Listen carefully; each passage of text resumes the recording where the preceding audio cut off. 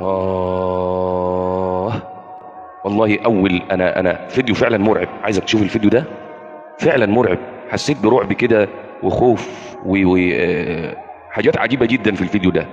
صح، ده اللي انت هتحسه لما تشوف الناس دي. ناس هامدة أو تماثيل هامدة، ناس راحت والزمن عدى عليها، كانوا مالين الدنيا تمثيل وغنى وتنطيط وفرحة. راحوا فين؟ تحت الأرض، راحوا لربنا عز وجل. عشان كده سبحان الله العظيم، هقول لك على كلمتين بس. صلي على سيدنا النبي ورب يجعلك من أهل الجنة اللي تصلي على النبي وتشارك فيه. اعمل لدنياك كأنك تعيش أبدا، كأنك هتعيش على طول، الحلال طبعا. واعمل للآخرة كأنك تموت غدا، هتموت بكرة. عيش حياتك وعادي لكن في الحلال، جوز وخلف وتفسح وافرح. وهم اوعى تنسى الآخرة، مش تترهبن وتنسى الدنيا، او ان انت تعيش الدنيا وتنسى لا. وخليك فاكر والله، يعني اولا في البدايه والنهايه، عشان يقول انت واحد معقد. انا مش شيخ، انا واحد بنصح لوجه الله، انا اقل واحد فيه. احنا مش ملائكه ولا انبياء ولا معصومين من الخطا، حاشا لله عز وجل. نجاهد انفسنا وبنذكر بعضينا والله.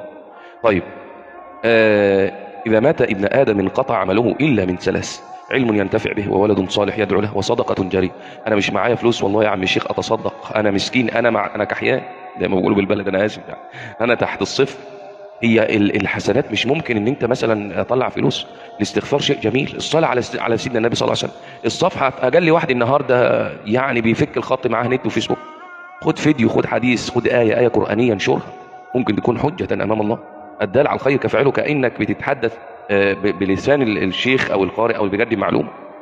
فانت اوعى تكسل عن الخير. والله الدنيا لحظه كده هتلاقي روحنا تحت الارض. ونسال الله العظيم رب العرش العظيم ان يحسن خاتمتنا ويرحمنا. احنا مش ملائكه ولا انبياء، لكن لازم نصحى ولازم نفوق.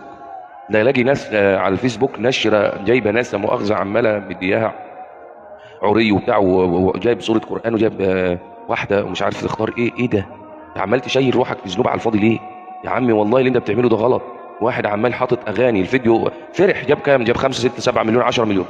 يا خيبتك السوداء، ما هو عمال يعد عليك ذنوب. اخبروا الذين ينشرون المحرمات على صفحاتهم بان لا احد يحذفها بعد موته. حدش. كل واحد النهارده معاه التليفون جاف له بالباسبورت او البصمه بتاعته، إن مات انتقل الى رحمه الله، محدش هيمسح لك ده. سيئات جاريه. ده خد الفيديو بتاعك وانت بترقص، ده خد الفيديو انت ناشر فيديوهات، صور ناشرها، دنيا مقلوبه. يا عم طب انا بنشر اغنيه، لا ما تنشرش. ليه تجهر بالمعصيه وعمال؟ فربنا يرحمنا ويحسن ختامنا.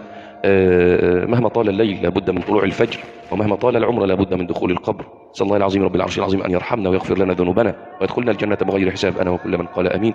صلى على نبي شكل الفيديو لعل احد يستفيد.